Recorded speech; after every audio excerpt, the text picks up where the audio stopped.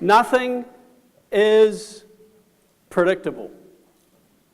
Nothing is predictable. If I'd stood in front of you 3 years ago and said, hey folks, nice to have you here, but you may as well keep in mind the Greek economy is going to go bust, that'll be all over, and there's going to be 10 million refugees leave the Middle East and go to Europe. You'd have probably had somebody come along, grab a white coat, and take me away. Not only that, but I probably could have said, by the way, oil that's currently at $110 a barrel is going to go to $28 in the next 2 years, and by today it might get back to about 50. And if you wanted to talk to people in the Australian economy, iron ore that at the time was $142 a tonne will drop down to about 38. And you'd be going, this guy's nuts.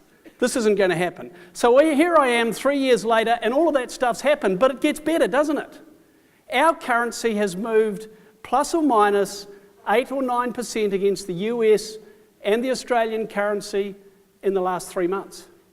How do you run a business in that environment? And then it gets even better, because next week we think the Brits are going to vote to leave the European Union. And not only that, are you ready for the big one? Donald Trump might be the next president. So if you think about all that stuff, and you're trying to run a business, does that stuff affect our business? Gee, that was convincing. Does that stuff affect our business? Absolutely. Can we do anything about it? No. So there's all this stuff going on out there that we can't control, but it affects us. Does that make sense? So what do we have to be really good at if we're running businesses? Adapting, change. What else? What do we have to be really good at? We've got to be really good at the stuff we can control. Not only that, in this country, more than any other in the world, I don't know why it is, we listen to economists.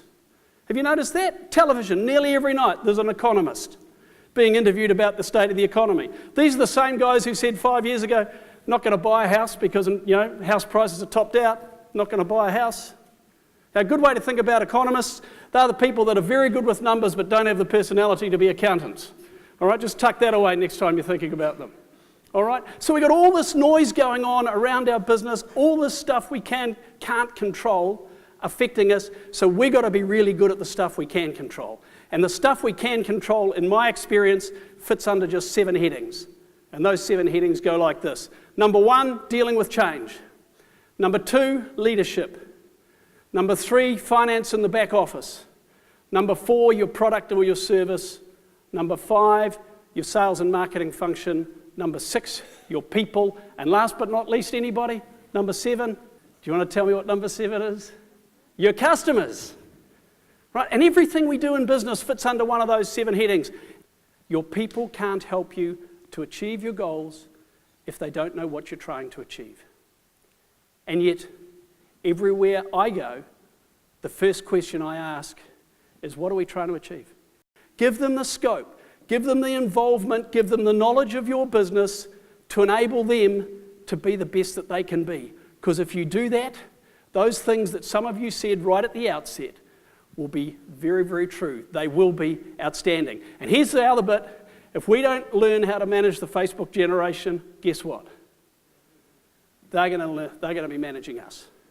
Because they will follow up, they will get things done, and they'll do a better job. Here's your next key phrase. Average organisations will always lose above average people. Average organisations will always lose above average people. Hey, thanks very much for having me. I wish each and every one of you every success. Thank you.